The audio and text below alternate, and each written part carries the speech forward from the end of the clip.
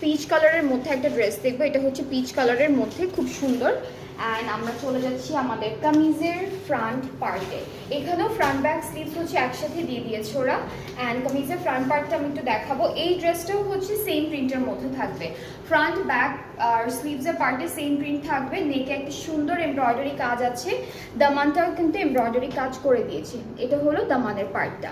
আর আমাদের ড্রেসের জন্য আরও দুইটা প্যানেল আছে, একটা স্লিভসে যাবে আর একটা হচ্ছে প্যান্টে দিল।